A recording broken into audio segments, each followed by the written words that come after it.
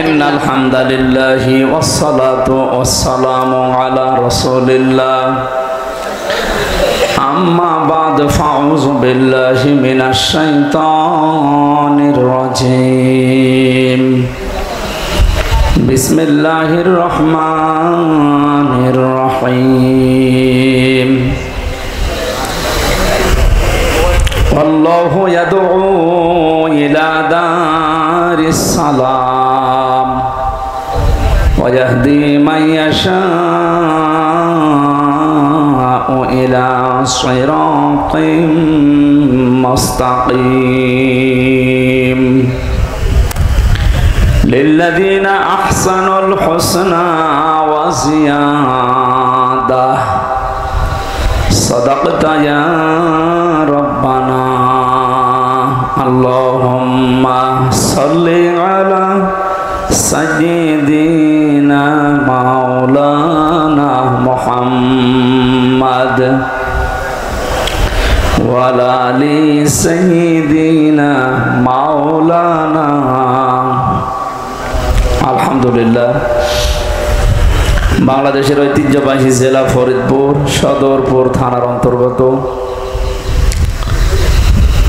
কি এলাকার নাম কি?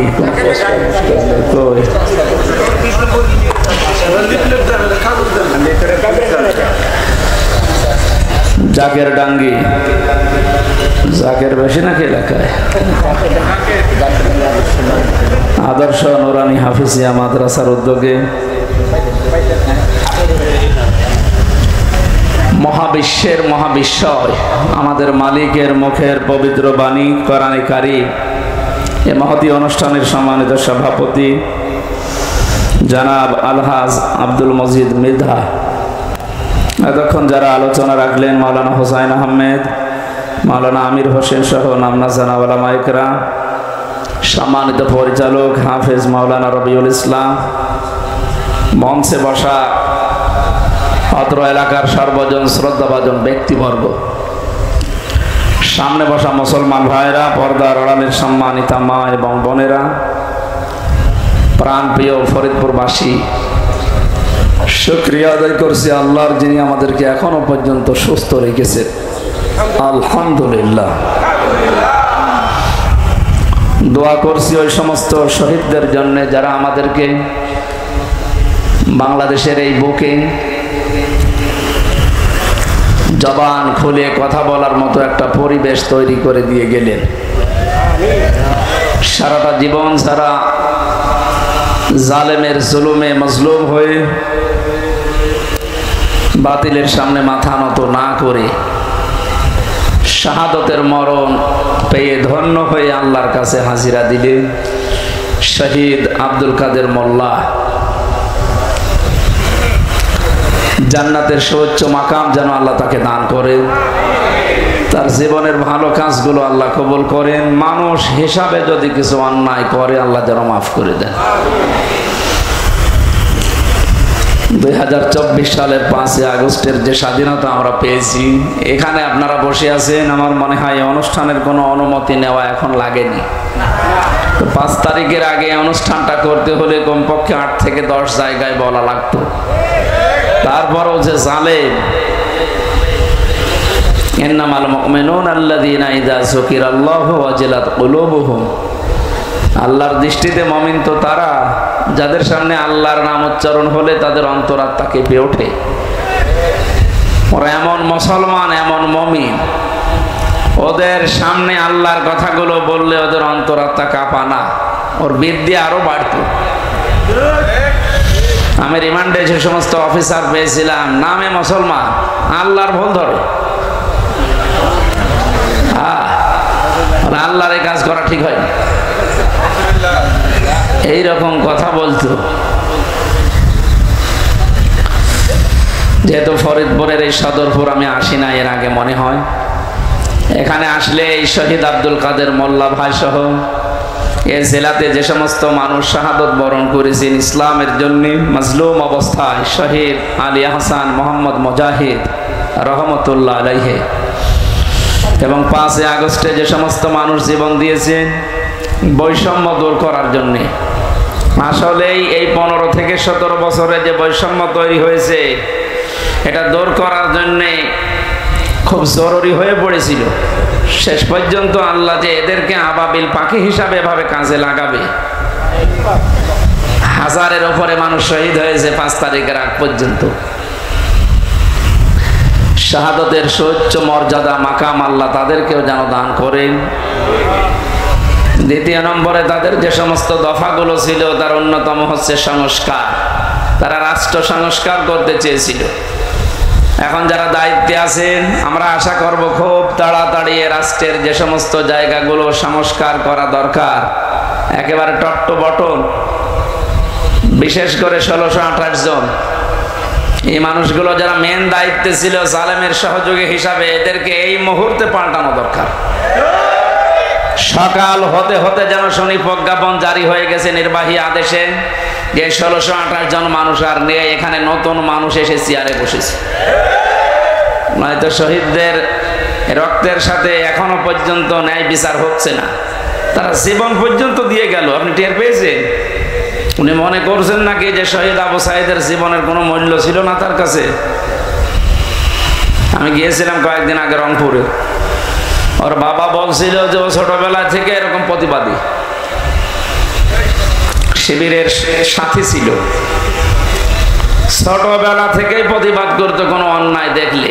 তো এইটাই তো ইসলামের আসল কাজ, অন্যায় যেখানে প্রতিবাদ সেখানে।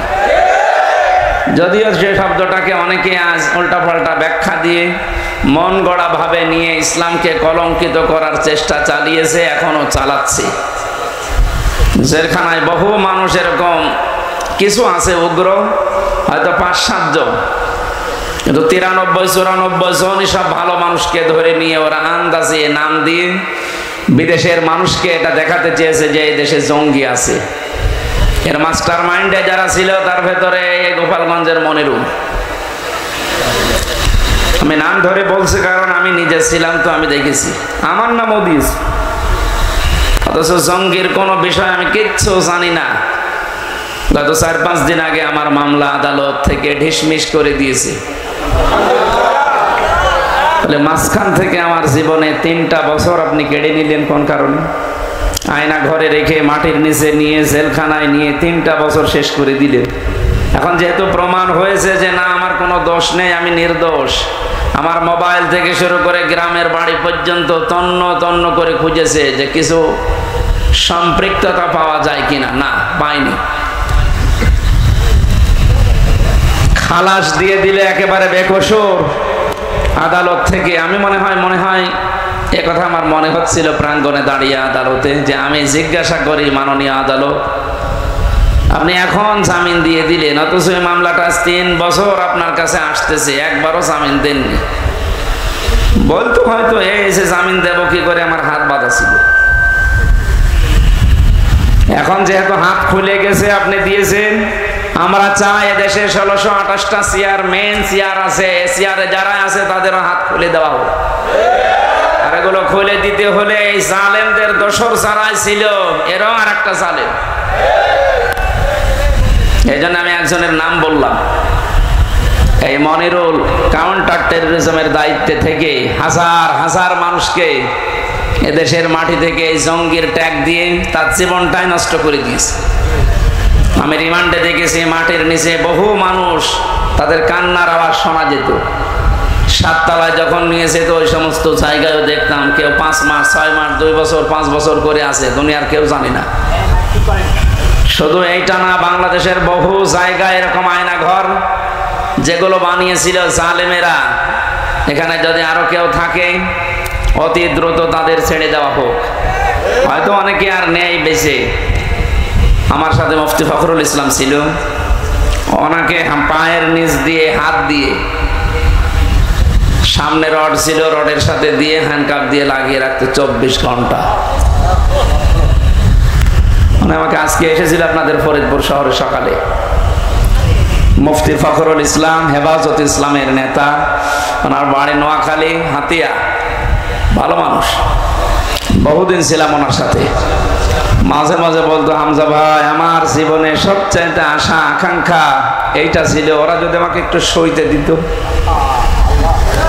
শুয়ে থাকা যে কত বড় নিয়ামত আমি ওই কয়দিন টের পেয়েছি। এমনিতেই হাতে পাপে বেঁধে রাখলে তো ঘুমানো যায়, পায়ের ভেতর দিয়ে সামনে রডের সাথে ওই কলে হাত লাগিয়ে তালা লাগিয়ে দিত। টয়লেটের জন্য মানুষ 1-1.5 মিনিট সময় দিত। নামাজ কালাম ওসব ইশারা, কখন জোহর হয় কখন ফজর হয় ও নিজেও জানে না, জিজ্ঞাসা করলে গালি দেয়।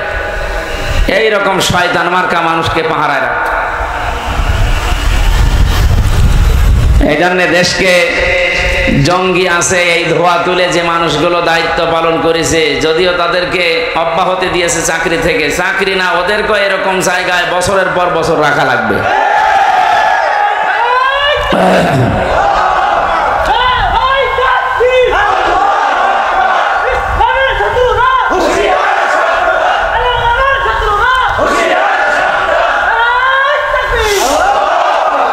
দেখ কেমন লাগে।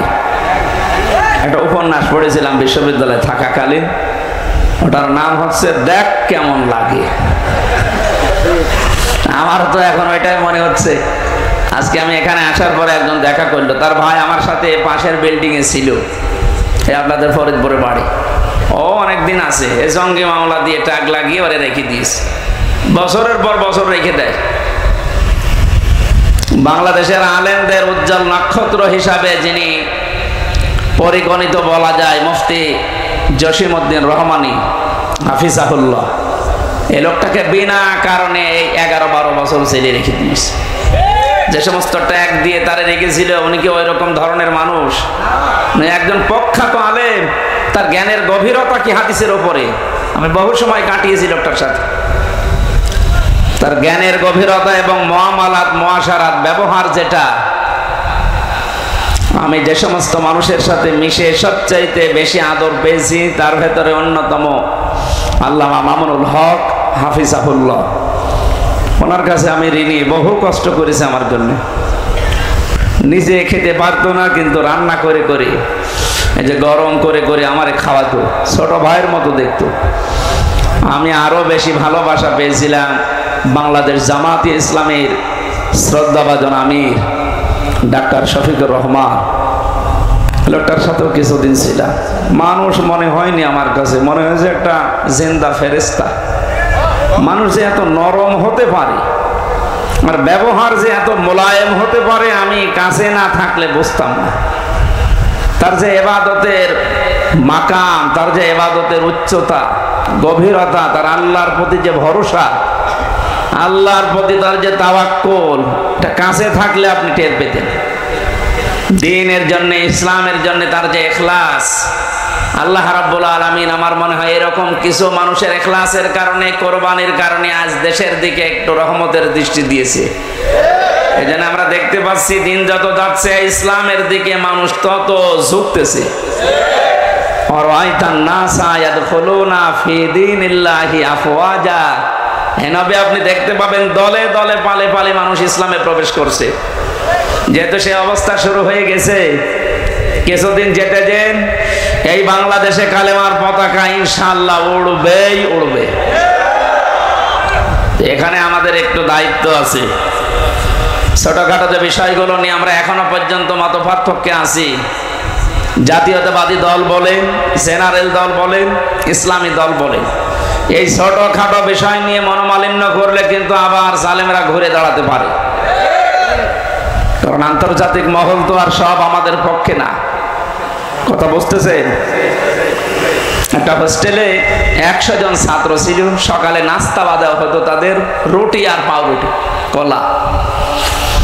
এর ভেতরে 20 জন বলছে এই নাস্তায় আমাদেরকে দেওয়া লাগবে যতদিন আমরা হোস্টেলে আছি। কিন্তু 80 জন বলছে না, এই নাস্তা আমরা খাবো না। হোস্টেলের যিনি দায়িত্বে আছে, ম্যানেজার, তাকে ডাক দেওয়া হয়েছে যে এই নাস্তা পাল্টান। আমরা কেউ কেউ খিচুড়ি খেতে চাই, কেউ কেউ রোল খেতে চায়, কেউ কেউ সিড়া ভিজা খেতে চায়, আর এরা মাত্র 20 জন, এরা পাউরুটি কলা চায়। আমরা এটা চাই না, আমরা পাল্টাতে চাই মেনু। হোস্টেলের ম্যানেজার বলছে ঠিক আছে তাহলে ভোট দেওয়া হোক। ভোট আরম্ভ হয়ে গেল, কে ভোট বেশি পায় সেইটা চালু হবে। 20 জন তো ঠিক আছে, নাকি? এরা তো সে ছোটবেলা থেকে খেয়ে মানুষ, এরা সব কলা পাউরুটিতে আছে। বাকি যারা ছিল তারা ভোট দিয়েছে, রোলের পক্ষে হয়তো 18টা, খেচড়ের পক্ষে 15টা, সিডা ভেজার পক্ষে 12টা। এভাবে ভাগ করতে করতে দেখা গেল যে না, 20 যে 20ই বেশি আছে। অথচ 20-এর তুলনায় মানুষ ছিল কয়টা বলেন না কেন? 80। এই ছেলে, কি সমস্যা কি? বসেন বসেন বসেন, খুব জরুরি না হলে উঠবেন না।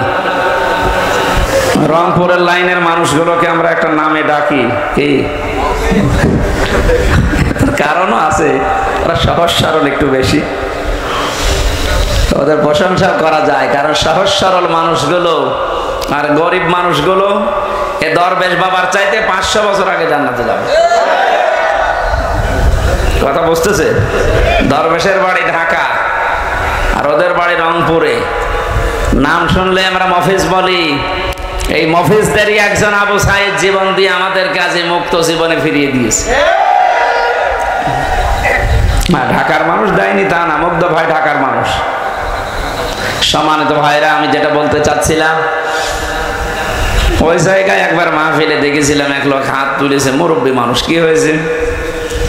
আমি 1 নাম্বারে যাব। ঠিক আছে যান। আর একজন বলছে আমি 2 নাম্বারে, আর একজন 3 হাত তুলিস। কি গো? বলছে যে আমি বিড়ি খাবো। তার মানে ওই 2 কাজ করে বিড়ি খেয়ে তারপরে আসবো। এখন কি বলবো? বললাম ঠিক আছে যান, মুরব্বী মানুষ, খেয়ে আবার তাড়াতাড়ি চলে আসবো। এখানে যারা উঠতেছেন ওইরকম 3 নাম্বারে আছেন কেউ? 1 নাম্বার 2 নাম্বার ছাড়া 3 নাম্বারে যেন কেউ যাবেন না।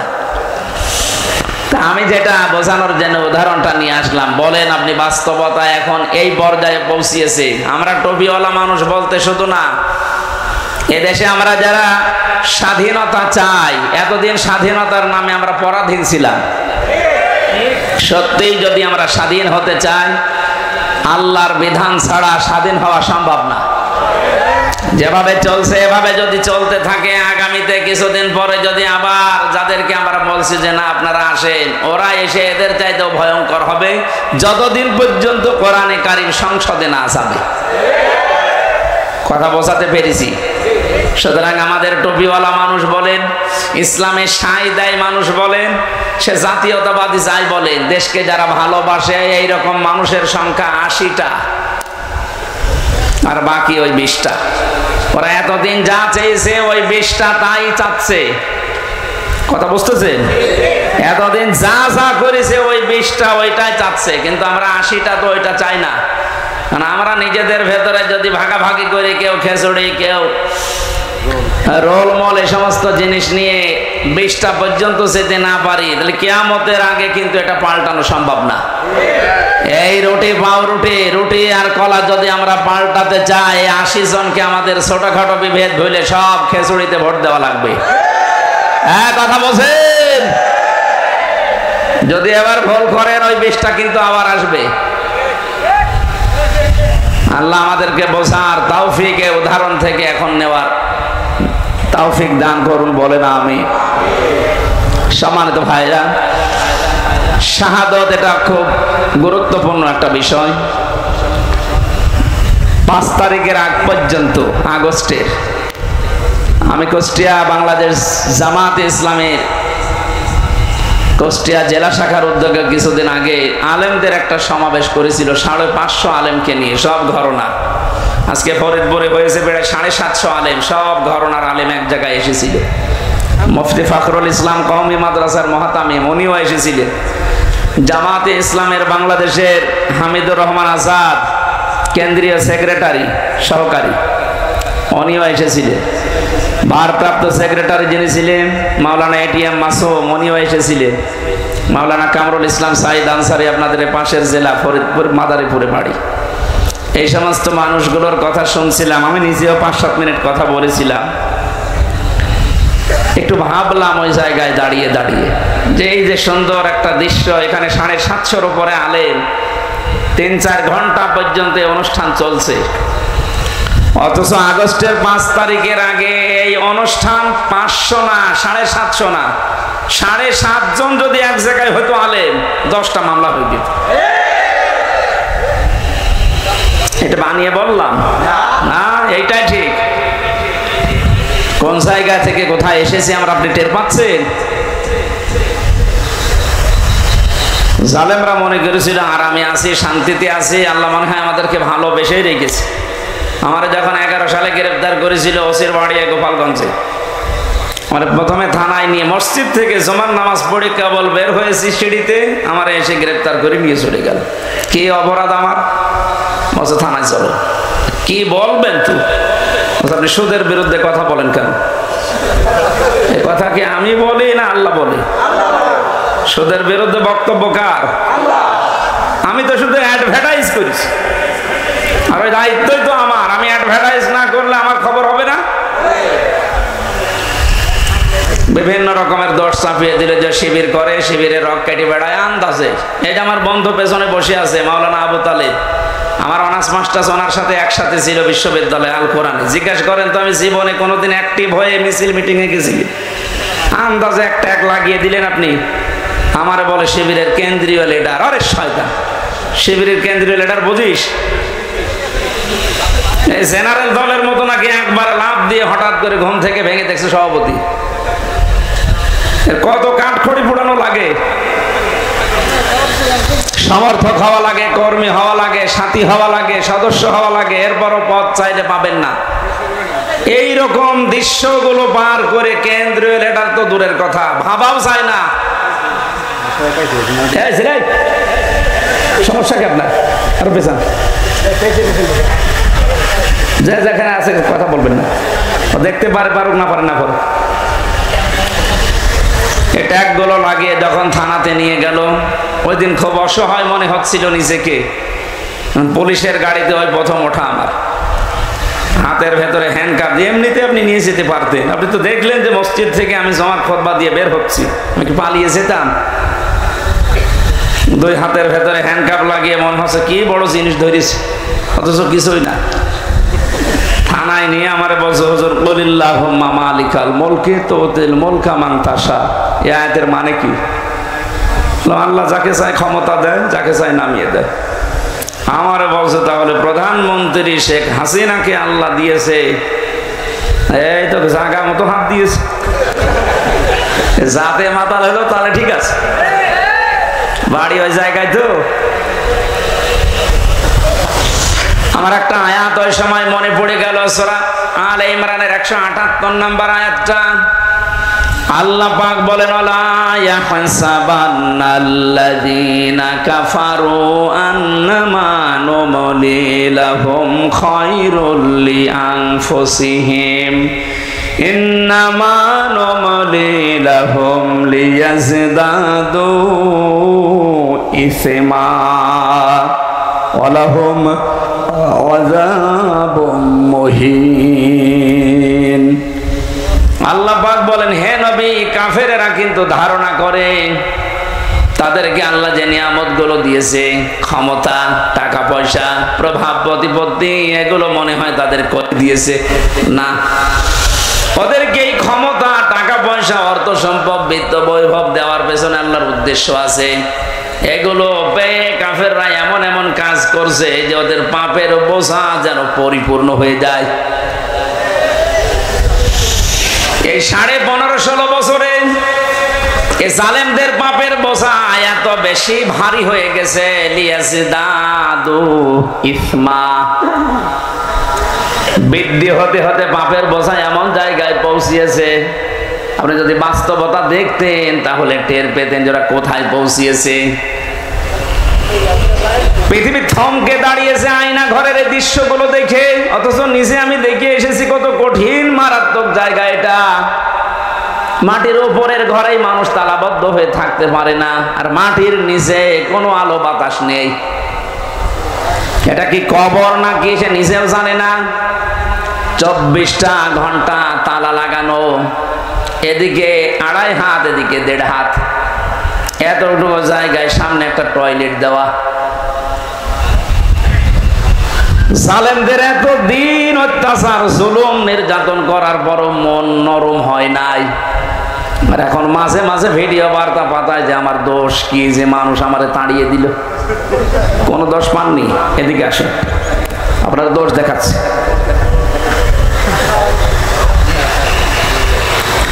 আয়না ঘরের সাথে যারা সম্পৃক্ত, আমার মনে হয় একটাকেও আল্লাহ কোনোদিন ক্ষমা করার কথা না। কারণ যে কষ্ট তারা মানুষকে দেয়, পশুর সাথেও মানুষ এত বড় নিকৃষ্ট আচরণ করে না। আরে ভাই, সেখানে 1 ঘন্টা 5 ঘন্টা 10 ঘন্টা 2 দিন 4 দিন রেখে ছেড়ে দিলেও তো হয়। আপনি চিন্তা করতে পারেন 8 বছর একটা লোককে ওইভাবে বেঁধে রেখেছে। সারা বাংলাদেশের সব মানুষ যদি এদেশের জালেম যারা ছিল তাদেরকে মাফ করে দেয়, ব্যারিস্টার আরমানের বউ জীবনও মাফ করবে না।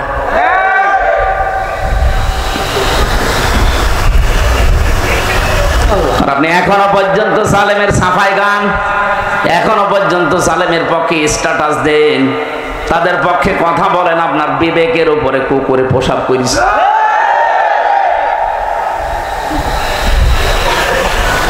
বলে আপা আপনি ঘাবড়াবেন না, আপনি ঘাবড়ালে আমরা নরম হয়ে যাই। সেনাবাহিনী ধরেছে ওইটারে নরম বানিয়ে ফেলেছে।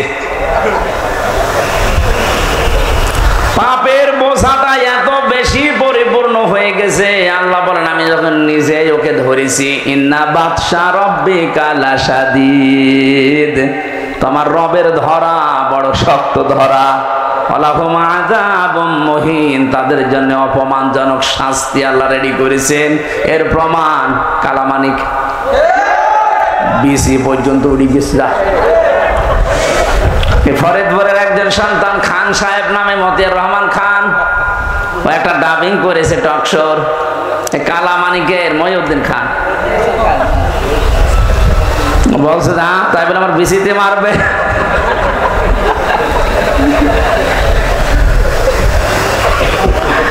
আর কত অপমান করবে আল্লাহ আপনারে।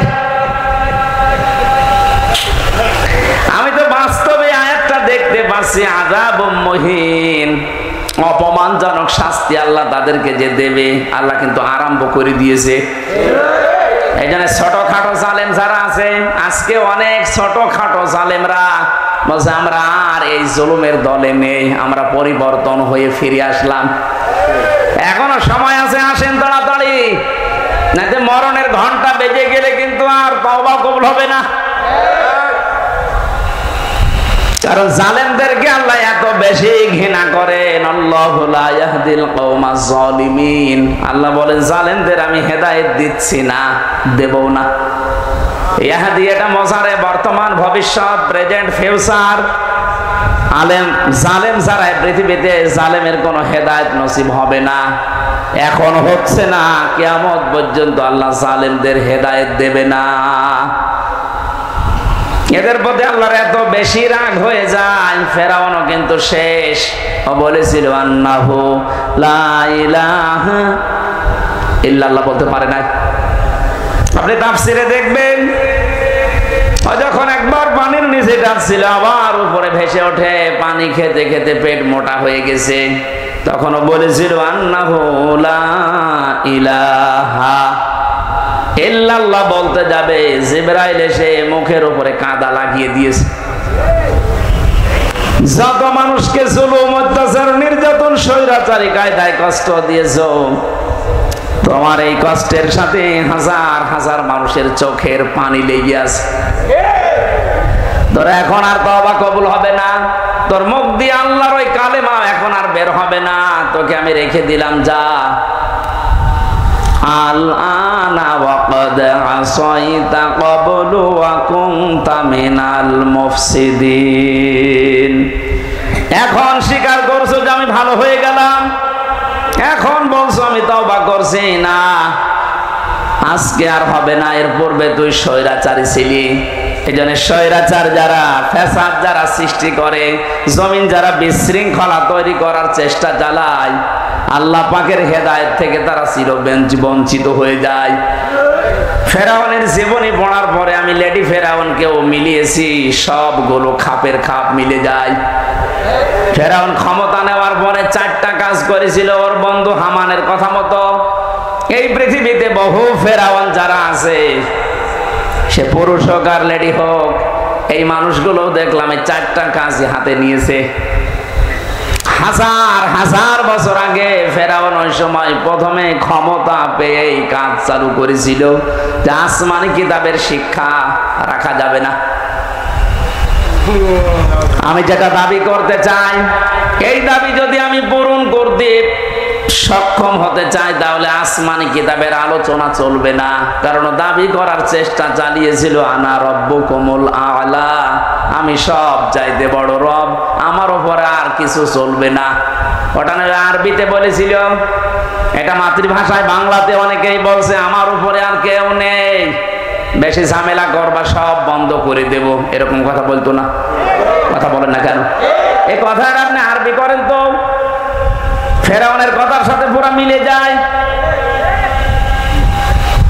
প্রথমে হাত দিয়েছিল শিক্ষা ব্যবস্থায়, আসমানি কিতাবের শিক্ষা থাকবে না। এই 15.5 বছরের ভেতরে এমন জায়গায় আমরা দেখলাম আসমানি কিতাবের শিক্ষা প্রায় পুরাপুরি মিটিয়ে ফেলেছে। গত পরশুদিন দেখলাম মাদ্রাসা ইসলাম শিক্ষা পড়াচ্ছে এক হিন্দু। চিন্তা করতে পারেন কোথায় পৌঁছিয়েছে? মাদ্রাসা ইসলাম শিক্ষা যদি একটা হিন্দু পড়ায়, বাকিগুলোর অবস্থা কি?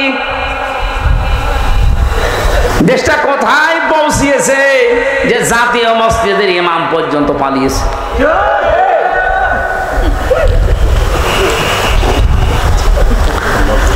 কত বড় দুর্নীতিগ্রস্ত হলে বাইতুল মুকাররমের ইমামও পালিয়ে যায়, ওরেও খুঁজে পাওয়া যাচ্ছে না। ফেরাউন ক্ষমতা পাওয়ার পরে ও যা করেছিল প্রথমে, আজকে পৃথিবীতে অনেক জালেমকে আমরা এইটাই দেখেছি, ওরা প্রথমেই হাত দিয়েছে শিক্ষা ব্যবস্থায়। আল্লাহর কোরআনের নবীজির হাদিসের জীবনী যেগুলো ছিল এগুলো সব বাদ দেন, এইগুলো চলবে না। এভাবে যদি 10টা বছর চালাতে পারে, হামান ফেরাউনকে বলেছিল বন্ধু 10টা বছর যদি আসমানি কিতাবের আলোচনা বাদ দিয়ে জাতিকে চালাতে পারো, পুরা জাতি গোমরা হয়ে যাবে। চিন্তা করেছেন কোথা থেকে নিয়েছে এই বিষয়গুলো? 2 নম্বরে, আসমানি কিতাব যারা শিক্ষা দেয়, এই আলেমগুলোকে কারণে অকারণে দুনিয়া থেকে বিদায় করো, তাই করতে আরম্ভ করেছিল। কত আলেম বিদায় নিয়েছে, কত আলেম এখনো পর্যন্ত জেলে আছে। আপনি আমারটাই ধরেন তো, কোন কারণে আপনি 3টা বছর আমাকে আটকে রাখলেন? এখন তো আমি নিরপরাধ বলে খালাস পেয়ে গেলাম, আমার কোনো দোষ পাইনি। তাহলে আমার তো উচিত হবে যারা আমার মামলা রায় যে মাদারীপুরের এই লোকটা সহ যত মানুষ আমার মামলার সাথে জড়িত, প্রত্যেককে এখন উল্টা করে বিনা কারণে একটা মানুষকে কষ্ট দিলেন, আপনাদেরকেও মামলা দিয়ে এভাবে কষ্ট দেওয়া লাগবে। ফরিদপুরের যে ছেলেটা জঙ্গি মামলায় আন্দাজে আটকে রেখেছে, তার ভাই কিছুক্ষণ আগে আমারে বলছিল হুজুর এই কথাটা তুলে ধরেন, সারা বাংলাদেশে জানান। শুধু আমার ভাইয়ের মতো না, হাজারো মানুষ যারা বিনা কারণে মিথ্যা মামলা নিয়ে জেলে আছে, 2 বছর 5 বছর 10 বছর। এই ছেলেটা শুনলাম প্রায় 9-10 বছর জেলে আছে এখন। আপনাদের এলাকায় বাড়ি,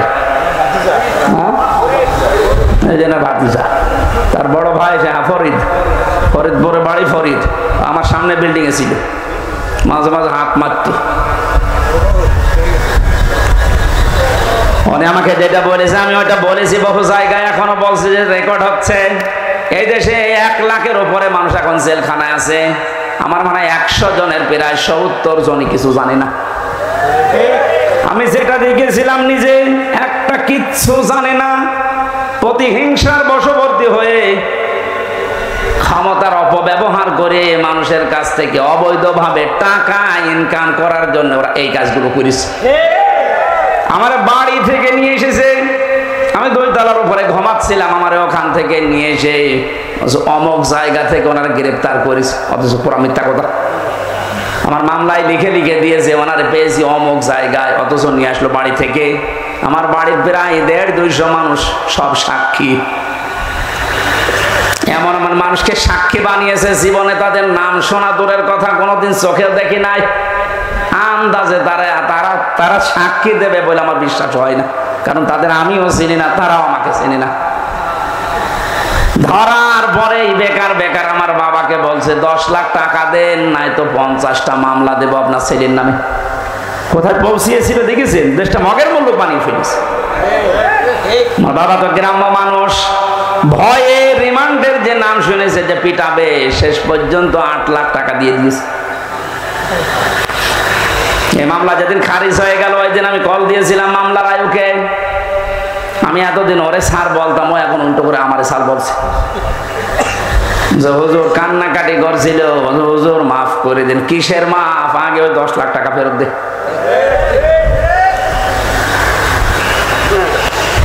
কারণে অকারণে হাজারো মানুষকে আপনি এভাবে জেলখানায় রেখেছেন, যাদের মামলা প্রমাণ হয়ে যাচ্ছে, যারা নির্দোষ খালাস পেয়ে যাচ্ছে। আমার মনে হয় উচিত হবে সরকারের এই মুহূর্তে আইন পাশ করা, যারা এই মামলার আয়ু থেকে জড়িত উপর পর্যন্ত প্রত্যেকে এভাবে 8-10 বছর করে জেলে রেখে দেন। দেখেন কেমন লাগে। একটা মানুষ যদি পরিবারের যে মেন, সে যদি জেলে থাকে, তার পরিবারটা সে শুধু নষ্ট হয় না, তার পরিবারও শেষ। আমার 2টা মেয়ে, আমার স্ত্রী, আমার মা বাবা, আর তো কেউ নেই। আমার বাবা বৃদ্ধ, আমি নিজে শুধু ইনকাম করার মতো আমার একটা ব্যবসা ছিল কাপড়ের, সেটাও ধ্বংস হয়ে গেছে। আপনি সব কিছু নষ্ট করে দিলেন। 3টা বছর কি কষ্ট দিয়েছেন বাড়ির মানুষকে।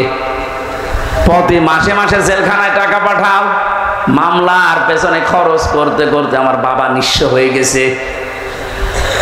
আর মানুষও যে এত সিটার বাটপার। এই গ্রাম্য মানুষটার কাছে যে বলতো আপনার ছেলেকে আমরা বের করে দেব, 5 লাখ টাকা দেন। ওনাদের জমি বিক্রি করে বলতো ভাই তাড়াতাড়ি করেন। শেষে 2-1 মাস 3 মাস ঘোরার পরে বলতো পারলাম না, টাকা ফেরত দেন। টাকা খরচ হয়ে গেছে। এভাবে একটা মামলা 30 বার যদি হাইকোর্টে তোলা হয়, আপনি কত টাকা খরচ হয় হিসাব করেন। এই জন্য বলছি, যারা এভাবে মামলা দিয়েছেন, মিথ্যা মামলা যেগুলো প্রমাণ হচ্ছে না, এরা কিছু জানে না। 2 বছর 5 বছর 10 বছর পরে খালাস পেয়ে যাচ্ছে বেকসুর, তার মানে ওর অপরাধ আপনি পাননি। কথা বলেন না কেন? আদালত কোনো অপরাধ প্রমাণ করতে পারেনি, এই জন্য তো খালাস দিয়েছে। সুতরাং আশা করবো যারা এর সাথে জড়িত, এদের বিরুদ্ধে আজ আমরা মামলা দিয়ে এদেরকেও 3 বছর জেল খাটাবো। দেখ আপনি, আপনার ছেলে মেয়ে নষ্ট হয়ে যাবে, আপনার বউ নষ্ট হয়ে যাবে। আর আমান আজমির বউ পর্যন্ত চলে গেছে, অন্য জায়গায় বিয়ে করেছে। আপনি চিন্তা করতে পারেন, কারণ সে তো জানতো না যে আমার স্বামী বেঁচে আছে কিনা। এ মহিলারও কোনো দোষ নেই। কিন্তু ব্যারিস্টার আরমানের স্ত্রীটা 8 বছর পর্যন্ত টিকে ছিল, সেও তো জানতো না আমার স্বামী বেঁচে আছে না মারা গেছে। কত বড় কঠিন হৃদয়ের মানুষ আপনি ছিলেন। আপনি সব জানতেন যে ওকে কোথায় কোথায় রেখেছি। কত কান্নাকাটি করেছে ইলিয়াস আলীর স্ত্রী, তার সন্তান এসে। এত বড় অভিনয় করলেন কি করে?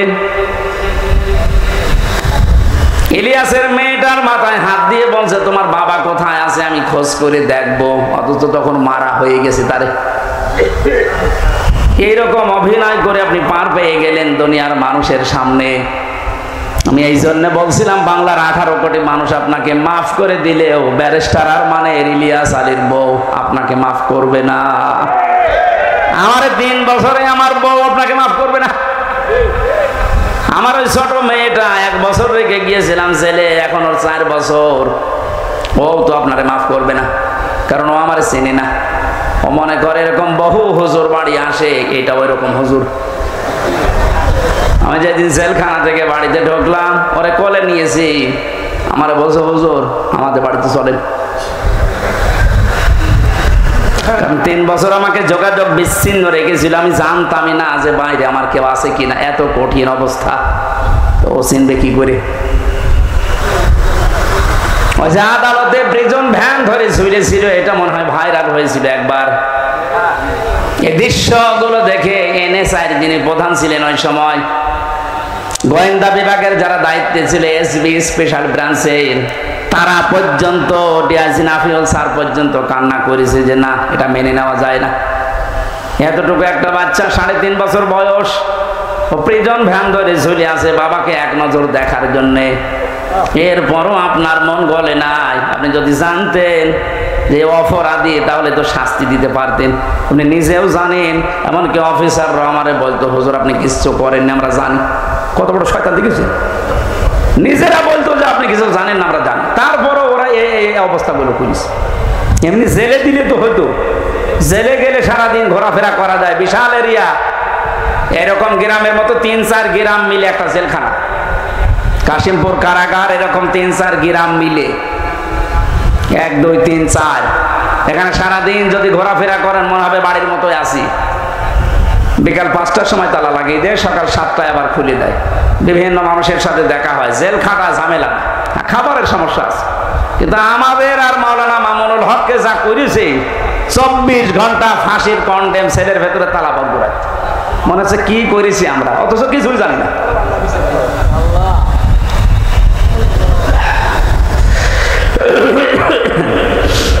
আমি আযাব মুহিনের কথা বলছিলাম। জালেমরা মনে করে আল্লাহ আমাদেরকে ভালোবেসে ক্ষমতায় রেখেছে। ওই যে ওসি সাহেব যেটা মনে করেছিল, আল্লাহকে ভালোবেসে মহব্বত করি, কল্যাণের জন্য ওদের ক্ষমতা দেয় না।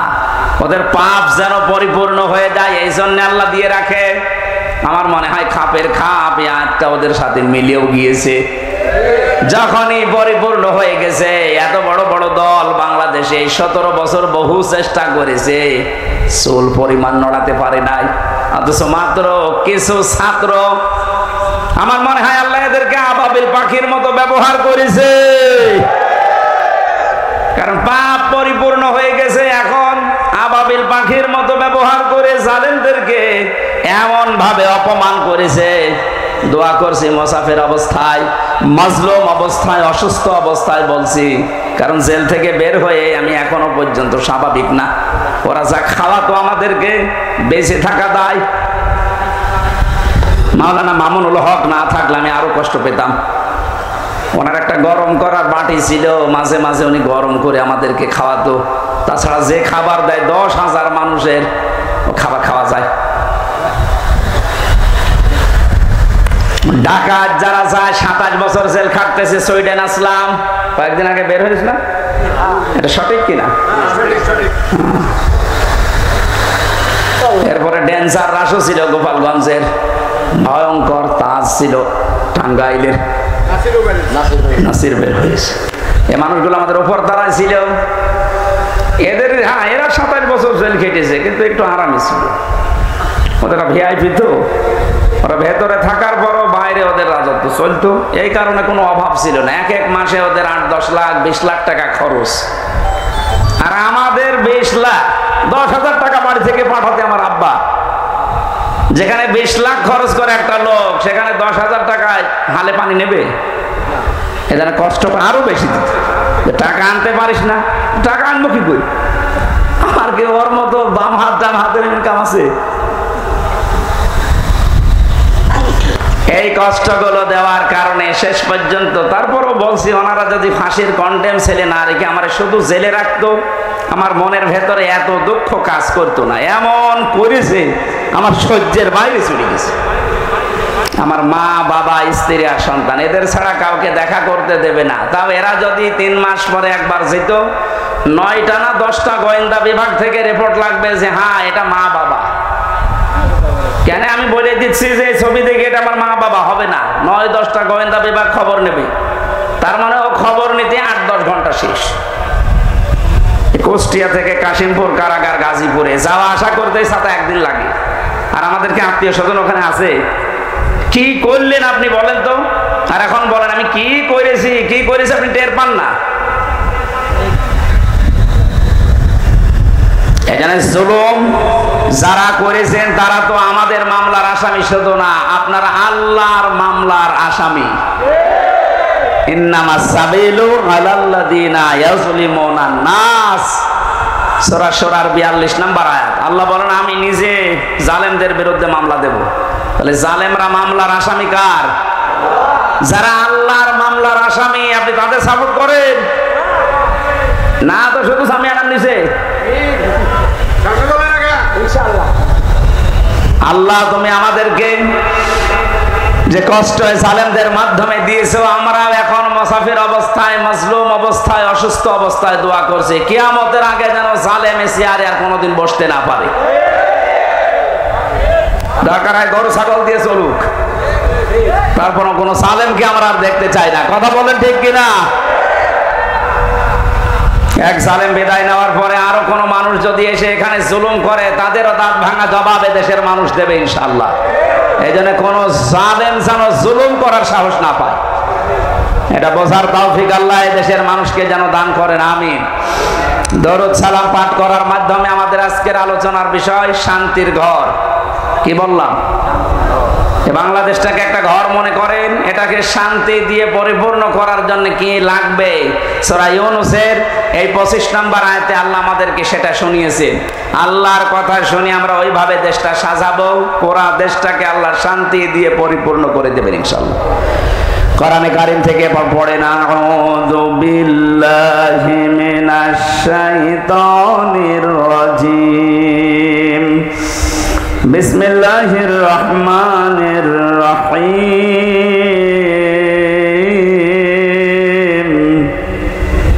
ওয়াল্লাহু ইয়াদউ ইলা দারিস সালাম ওয়া ইয়াহদি মান ইয়াশাউ ইলা সিরাতিম মুস্তাকিম লিল্লাযীনা আহসানুল হুসনা ওয়া জিয়াদা। আপনাদের কষ্ট হয়ে যাচ্ছে? নিচে কি ভেজা নাকি? একটু খেয়াল করে শুনবেন, আমরা তাফসীর আকারে কথা বলবো ইনশাআল্লাহ। সূরা ইউনূস কোন সূরা? বলেন বলেন। এটা একটা নবীর নাম। কার নাম? মানুষ বিপদে পড়লে একটা দোয়া পড়ে, দোয়ার নাম কি? জালেমরা এমন বিপদে পড়েছে এই দোয়াও পড়তে পারে না, কারণ আল্লাহ যারে বসিয়েছে তার নাম ইউনূস। পড়বে কি করি? দোয়া ইউনূস পড়তে গেলে ওর নাম আসবে।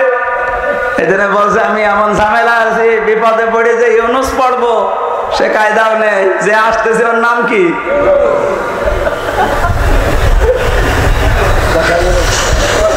সূরা ইউনূসের একটা মাত্র আয়াত আর একটা আয়াতের খণ্ড বিশেষ আমরা পড়েছি। এটা 10 নম্বর সূরা কোরআনে কারিমে, মক্কায় নাযিল হয়েছে। আয়াত আছে 109টা, রুকু আছে 11টা। 25 নম্বর আর 26 নম্বর আয়াতের প্রথম অংশটা আমার আলোচনার বিষয়। আজকে আমি কোরআন দিয়ে সাজিয়েছি এটা শান্তির ঘর। কিসের ঘর? ঘরটা যদি শান্তির, পৃথিবীর মানুষের হায়াত বেড়ে যাবে।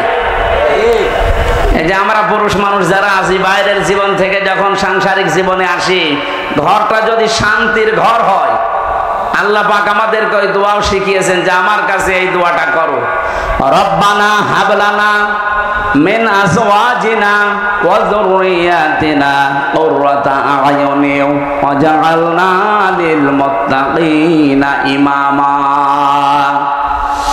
আল্লাহ পাক বলেন, বান্দারা আমার কাছে বল, হে আমাদের রব, তুমি আমাদেরকে বউ দাও, সন্তান আদি দাও, এমন সন্তান এমন স্ত্রী আমাদের কপালে তুমি তৈরি করে দাও যেগুলো দেখলে আমাদের চোখ শীতল হয়ে যায়।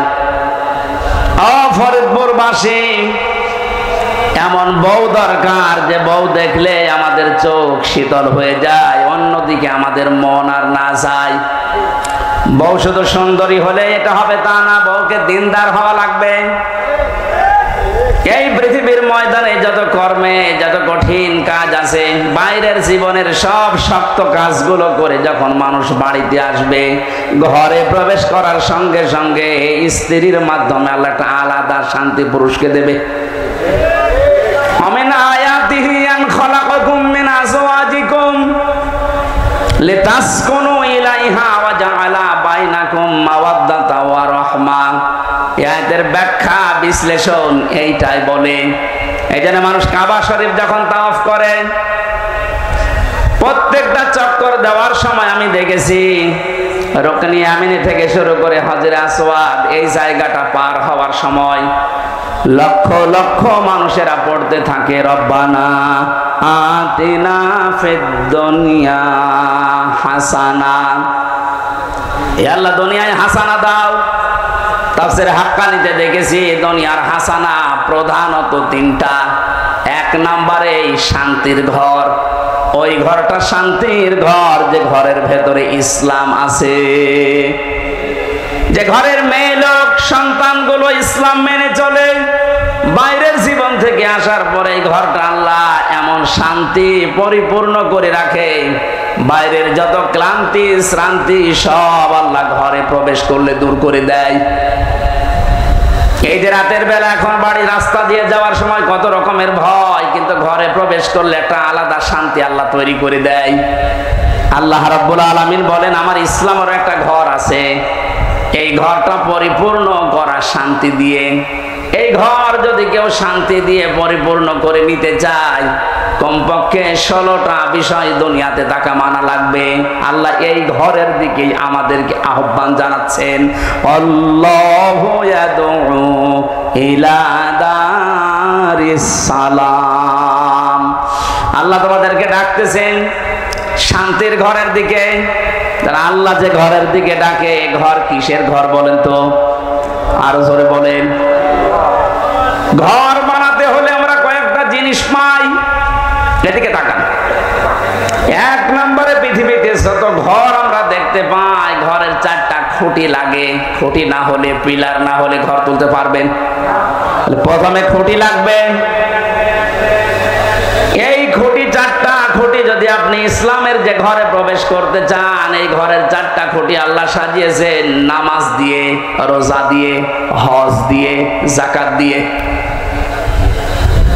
ঘরে শুধু খুঁটিগুলোই হলেই হয় না, কেউ যদি ঘরকে মজবুত করতে চায়, বিপদ আপদ থেকে শত্রুর হাত থেকে মুক্ত করতে চায়, অবশ্যই ঘরে বসবাস করার জন্য ছাদ দেওয়া লাগবে, না টিনের ছাউনি দেওয়া লাগবে। কথা বলেন ঠিক কিনা? আল্লাহ যে ঘরের কথা জানাচ্ছেন যে ইসলাম নামক ঘরে, ঘরে প্রবেশ করলে শান্তি পাওয়া যাবে। এই ঘরটা আমার আল্লাহ ছাদ হিসাবে যার নাম দিয়েছেন, এইটার নাম হচ্ছে কালিমা।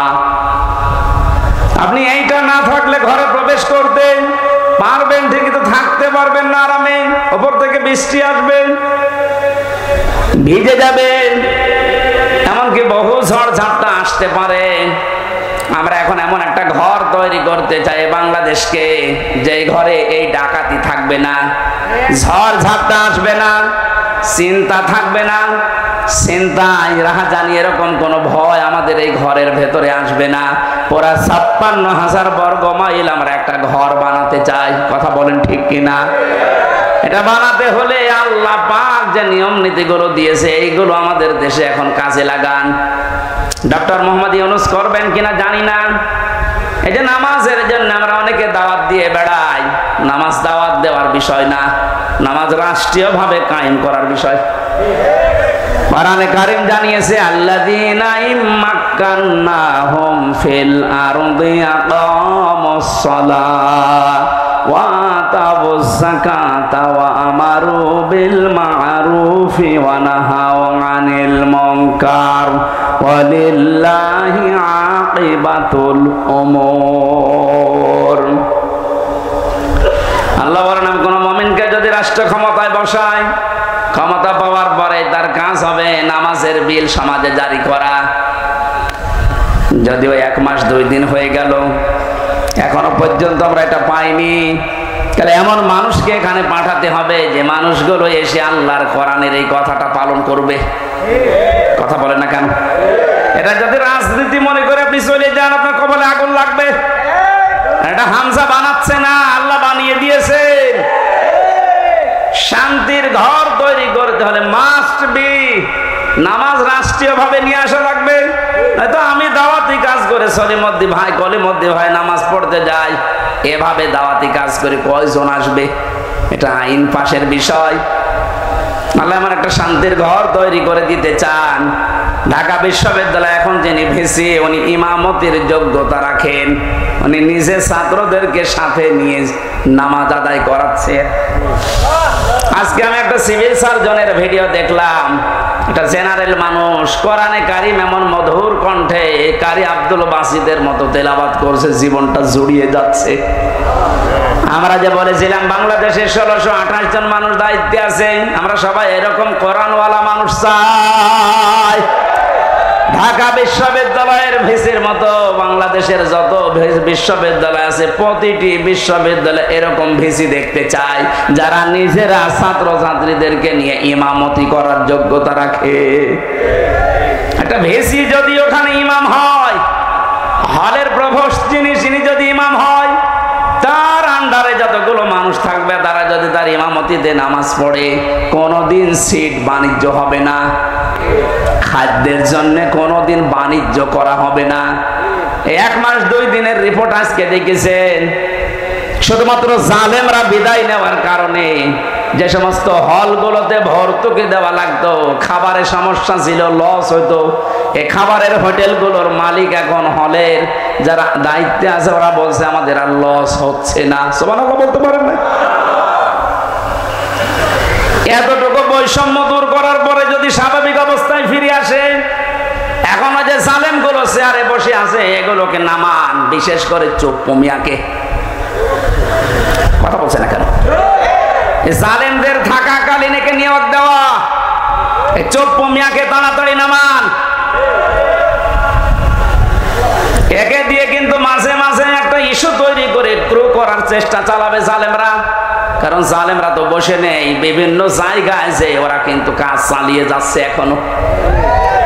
কয়েকদিন আগে আমি সিঙ্গাপুরে গিয়েছিলাম, এখান থেকে যে জালেমরা পালিয়েছে ওখানে আমি জুলুমের বিরুদ্ধে বক্তব্য দেওয়ার কারণে ওই দেশের পররাষ্ট্র মন্ত্রণালয় নালিশ দিয়েছে আমার নামে, বলেছে ওনার দেশে মামলা আছে, আর উনি এসে এদেশে বক্তব্য দিল। ওই দেশে যারা দায়িত্বে আছে ওরা খোঁজ খবর নিয়ে এই 2-3 দিন আগে যেহেতু মামলাটা ডিসমিস হয়ে গেছে, এখন ওরা বিপদে আছে।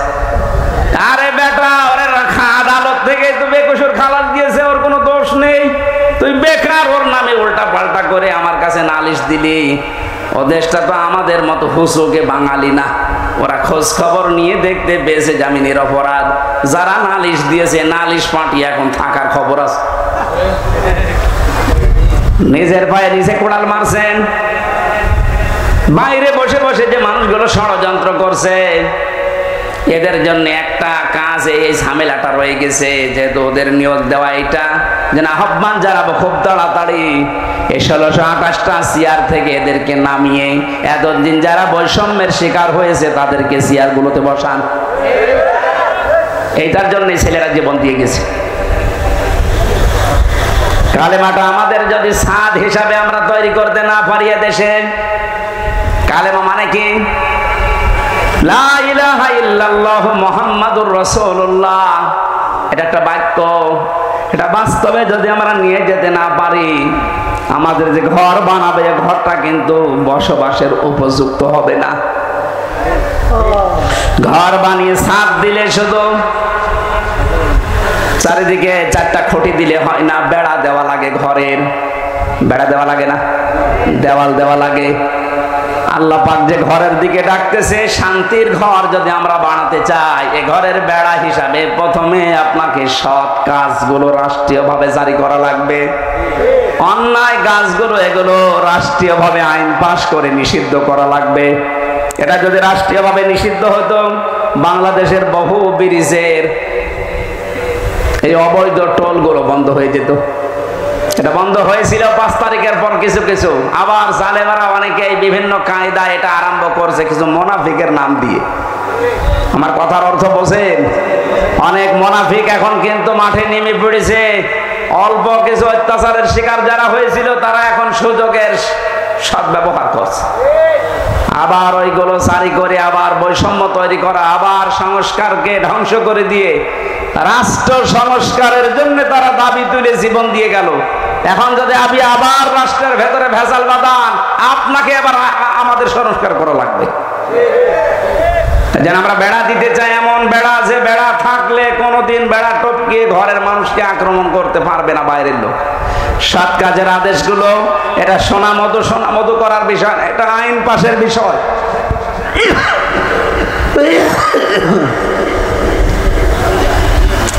সামাজিক জীবন ঠিক করা লাগবে জ্বালানা হিসাবে।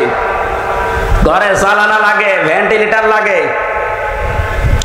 পারিবারিক জীবন ঠিক করা লাগবে এই ঘরকে মজবুত করার জন্য।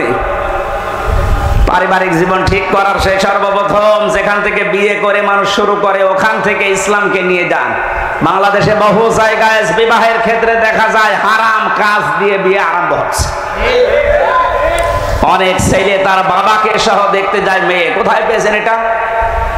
ওই মেয়েটাকে আপনি বিবাহ করবেন, আপনার জন্য দেখা যায় যাচ্ছে একবার, আপনার বাবার জন্য দেখা যায় যাচ্ছে বিয়ের আগে। এই কথা বলেন না কেন? বিয়ের আগে যে আপনি তাকে দিয়ে দেখাচ্ছেন, কিন্তু হারাম দিয়ে শুরু করছেন। অনেকে আবার দোলা ভাই নিয়ে যায়। এই যে পারিবারিক জীবনের যে বেড়াটা, যে চালানাটা আমরা নষ্ট করে ফেলেছি আজ। এই জন্য মায়েদের পেটে এখন আর আব্দুল কাদের জেলানি আসে না। এই কথা বলছে না কেন? আসলে আজকেও কত মানুষ দোয়া চাচ্ছিল। আমি দিনের বেলা আজকে মাহফিল ছিল আমার মাগুরা শ্রীপুরে। কত মানুষ ছোট ছোট বাচ্চা নিয়ে এসে দোয়া চাচ্ছে। তো দোয়া করেন ছেলে যেন আব্দুল কাদের জেলানি হয়, অমক হয়। আব্দুল কাদের জেলানি ছেলে এমনি হবে?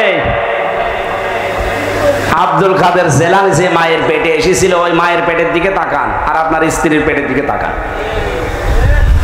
এর পেট তো পরিমণের চাইতে খারাপ। হ্যাঁ কথা বলেন। সারা দেশের মানুষ দেখা শেষ। আর আব্দুল কাদের জেলানির মায়ের পেট তো ওইরকমই ছিল। ওনার জীবনে পড়তে গিয়ে পেয়েছি, মাকে একদিন জিজ্ঞাসা করছে, মা আমাকে পেটে রাখা অবস্থায় তুমি কোনো হারাম কাজ করেছিলে? মা তো মন খারাপ করে ফেলেছে। ডাক দিয়ে বলে, সন্তান আমার কি বললে? তোকে পেটে নিয়ে কোনো হারাম কাজ করবো মানে? হ্যাঁ, আমার মনে হয় তুমি আমার পেটে নিয়ে কোনো হারাম কাজ করেছিলে, নয়তো আমি যা পড়ি আমার কোনো পড়া মনে থাকতে চাই না। মা বলছে, বাবারে প্রশ্ন যখন করলি তোকে পেটে নিয়ে কোনো হারাম কাজ করেছি বলে আমার মনে হয় না, তবে একটা কথা আমার মনে আছে। আমার পেটে যখন তোর বয়স 9 মাস, কয় মাস? তোকে নিয়ে আমি বেড়াতে গিয়েছিলাম তোর নানির বাড়ি। উঠানের উপরে দেখলাম কিছু আচার রোদে শুকাতে দিয়েছে, ওইটা আমি তুলে খেয়ে ফেলেছিলাম।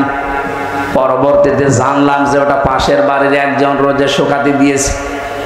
ও বাবা আব্দুল কাদের, মানুষের জিনিস আমি না বলে খেয়েছি, আর এটা হচ্ছে চুরি। এটা কি? কারো জিনিস না বলে খাওয়া, না বলে নেওয়া, এর নাম চুরি। এর নাম কি? আরো জোরে বলেন। যেহেতু আমি চুরি করে ফেলেছি, ওই হারাম মালের প্রভাব তোর মেধার উপরে পড়েছে, এই কারণে তোর পড়া মনে থাকে না। ফরিদপুরের মা বোনেরা, আপনারা আছেন কিনা আমি জানি না, আপনার পেটে আব্দুল কাদের জেলানি, ফাতেমাতুজ জোহরা এমনি আসবে। তার সন্তান পেটে রাখা অবস্থায় মানুষের জিনিস না বলে খাওয়ার কারণে তাও ভুল করে মনে করেছিল আমার নিজের মায়েরটা। এই কারণে যদি মেধার উপরে সন্তানের প্রভাব পড়ে, আর আপনারা আমাদেরকে পেটে নিয়েছে যারা, ওরা কত কিছু না বলে খেয়ে হজম করে ফেলে। আমাদের পারিবারিক জীবনের যে বেড়াটা ছিল, দেওয়ালটা ছিল, এটা আমরা নষ্ট করে ফেলেছি। এখন আবার আরম্ভ করেন আস্তে আস্তে ভালো করার। একজন মহিলাকে 14 জন পুরুষ মানুষ দেখতে পারে, কিন্তু মুখমণ্ডল, হাতের কবজি আর পায়ের পাতা বাদ দিয়ে পুরা শরীর ঢেকে রাখা লাগবে। আর বাকি কারো সামনে তো মেয়েদের যাওয়া জায়েজ নেই। যে 14 জন পুরুষের সামনে আপনি যেতে পারবেন, তার ভেতরে আপনার বাবা, দুধ বাবা না, আপনার আপন বাবা হওয়া লাগবে, নাম ডাকা বাবা না। অনেকে ধর্ম বাবা পাতিয়েছে, তার সামনে কোনো পর্দা নেই, বাবা শাহজালাল, সব হালাল। এটা জায়েজ আছে? কিসের ধর্ম বাপ? আপনি শুধু যেতে পারবেন আপনার আপন বাবার সামনে, আপনার নিজের ছেলের সামনে, বোনের ছেলের সামনে, মেয়ের জামাইয়ের সামনে। মেয়ের জামাই মানে কি? মেয়ের স্বামী যেটা, ওটা আপনার জামাই তো। এটা আবার এই এলাকা অনেকে বোঝে না। চট্টগ্রামে আবার ও স্বামীকে বলে জামাই, আর এক ভেজাল। এই জন্য বলছি মেয়ের যেটা স্বামী ওইটা তো আপনার জামাই হয় সম্পর্কে, তার সাথে আপনি দেখা করতে পারবেন শাশুড়ি হিসাবে, কিন্তু মুখমণ্ডল, হাতের কবজি, পায়ের পাতা, এ পুরা শরীর ঢেকে রাখা লাগবে। মাথার চুল নিজের মেয়ের স্বামী ওই জামাইকে দেখানো যায় না, কিন্তু অনেক শাশুড়ি চুলে শ্যাম্পু করে দেখায় যে বাবাজি। শেষ পর্যন্ত অনেক শাশুড়িকে নিয়ে জামাই যে পালিয়ে গেছে এ বাংলাদেশে নেই। আমাদের বেড়া এমন নড়বড়ে হয়ে গেছে, বেড়া দিয়েছে এসে ঢুকে পড়ে। এ বেড়ায় শান্তি আসবে? শুধু এই দেওয়ালগুলো না, বেড়াগুলো না, এরপর আবার জালানা আছে। এই জালানাগুলোর নাম আল্লাহর কোরআনে আমি বিভিন্ন জায়গা থেকে মিলিয়ে পেয়েছি। অর্থনীতির জালানা লাগানো লাগবে, সাংস্কৃতিক জালানো লাগানো লাগবে। আর সাংস্কৃতিক জগৎটার জালানা আমরা এমন ভাবে খুলে দিয়েছি, ভারতের আগ্রাসন, আকাশ সংস্কৃতির নামে এমন এমন কিছু আসে। এখন শুনলাম যে নাকি ভারতের এই 36টা চ্যানেলের অনেকগুলো চ্যানেল বন্ধ হয়েছে। আমি জানি না, এটা আইন পাশ করে এই মুহূর্তে বন্ধ করে দেওয়া দরকার। কোনো শিক্ষা নেই এই চ্যানেলগুলোতে, বিশেষ করে স্টার জলসা, স্টার প্লাস, যে প্লাস, যে বাংলা, কি সেখানে এখান থেকে শুধু তালাতালি করা আর এর কথা ওর কাছে লাগানো। ডক্টর মোহাম্মদ ইউনূস একটা নবীর নাম, এরপর আবার মোহাম্মদ, দুইটা। আপনি ডক্টর মানুষ, অনেক শিক্ষিত মানুষ, আশা করবো বাংলার জনগণ আশা করে আছে 96% মুসলমান। আপনি তাড়াতাড়ি আইন পাশ করে ভারতের এই 36টা চ্যানেল বন্ধ করে দিন। কারণ ভারতের এত বড় দেশে বাংলাদেশের একটা চ্যানেলও চলে না। একটা চ্যানেল চলতো তাও আংশিক, এটিএন বাংলা, বাকি একটাও চলে না। আমি তো বহুদিন ভারতে থাকতাম, অথচ 36টা চ্যানেল চলছে এই দেশে। তাও শিক্ষামূলক কিছু দেখলে দেখা যায়, সব আকাশ সংস্কৃতির নামে এমন এমন কিছু দেখায়, আমার মনে হয় বাবা আর মেয়ে এক জায়গায় বসে দেখলে দুইজনে অজ্ঞান হয়ে যাবে। এ কথা বলছে না কেন? তাহলে এই জ্বালানাটা, এই যে সাংস্কৃতিক জগতের জ্বালানা, অর্থনীতির জ্বালানা, সামাজিক জীবনের জ্বালানা, এই জ্বালানাগুলো ঠিক করার দরকার না? এই নেওয়া লাগবে কোরআন থেকে, সব ঔষধ এখানে দেওয়া আছে। অনুনাজ্জিলু মিনাল কোরআনি মা হুয়া শিফাউন ওয়া রাহমাতুল লিল মুমিনিন। এ কোরআন নাযিল করার ধারাবাহিকতা এমন এমন বিধান আমি দিয়েছি যেটা মুমিনদের রোগ মুক্তির কারণ হবে। এই সমস্ত বিষয়গুলো যেহেতু রোগ দিয়ে ভরা, এই জ্বালানাগুলো ভেন্টিলেটর লাগে, এগুলো আমরা ঠিক করব। এগুলো মুআমালাত, মুআশারাত, মানুষের সাথে কথা বলতে হলেও আপনি বাইরে থেকে কথা বলবেন যখন হাসি মুখে বলবেন। মোবাইলে যখন কথা বলবেন এমন নরম ভাষায় বলা লাগবে যেন এক একটা কথা সাদগা দেওয়ার মতো সওয়াব হয়। এই বিষয়গুলো দিয়ে যদি আমরা ঘর, জালানা, দরজা, আকাশে যে ছাদ, টিনের ছাদ হোক, আর এমনিতে চুনসুরকির ছাদ হোক, ছাদগুলো যদি কোরআনের আয়াতগুলো দিয়ে, হাদিসগুলো দিয়ে আমরা বানাতে পারি, এইরকম বাংলাদেশের 56,000 বর্গ মাইলের ঘরে ঢুকলে আপনি আসলেই শান্তি পাবেন। আল্লাহু ইয়াহদি মান ইয়াশাউ ইলা সিরাতিম মুস্তাকিম। আল্লাহ যাকে ইচ্ছা তাকে সরল পথের দিশা দেন। আমরা যদি এভাবে ঘরে প্রবেশ করতে পারি হেদায়েতের সহকারে, লিল্লাযিনা আহসানুল হুসনা ওয়া জিয়াদা, আল্লাহ যদি জিয়াদাতুন না দিত, এখানে দুই পেশ আছে। এই তানবিনের অর্থ পেয়েছি আমি তাফসিরে ফি জিলালিল কোরআনে। মুফাসসির লিখেছেন যারা ভালো কাজ করে তাদের উত্তম কিছু আমার আল্লাহ রেখে দিয়েছে, এবং তার চাইতেও বেশি এবং ধারাবাহিক ভাবে। এখানে আরবি গ্রামার যারা বোঝে, তাফসির পড়ে, ওনারা জানবেন শুধু জিয়াদা এরকম আল্লাহ দিলে আল্লাহর নিয়ামতটা থেমে যেত। আল্লাহ যেহেতু জিয়াদা তোন দিয়েছেন, আল্লাহ রাব্বুল আলামিন এরকম শান্তির ঘর তৈরি করে যারা সত্যি প্রবেশ করতে পারবে, যারা হেদায়েত সহকারে দুনিয়ার জীবনটা শেষ করতে পারবে, এদের যে নিয়ামত আল্লাহ দেবেন এটা শুধু শেষ না, এটা অব্যাহত থাকবে। এবং সর্বশেষ নিয়ামতের নাম হচ্ছে আল্লাহর সাক্ষাৎ। আল্লাহ এটা দিয়ে যেন আমাদের ধন্য করেন, আমিন, আল্লাহুম্মা আমিন। লা ইলাহা ইল্লা আনতা সুবহানাক ইন্নী কুনতু মিনাজ জালিমিন। ও মাবুদ, প্রচন্ড এই গরমের ভেতরে কোরআনে কারীম শোনার জন্য আমরা বোঝার জন্য চেষ্টা চালিয়েছি, তোমার হাবিব জানিয়েছে কোরআনের কেন একটা আয়াত বোঝার জন্য মানুষ যদি চেষ্টা করে 1 ঘন্টা 500 রাকাত নফল নামাজের সওয়াব দেওয়া হয়। আমরা 1 ঘন্টা ধরে চেষ্টা চালাম, আল্লাহ তুমি আমাদেরকে মেহেরবানি করে কোরআনের এই আয়াতটা কায়েম করে দাও।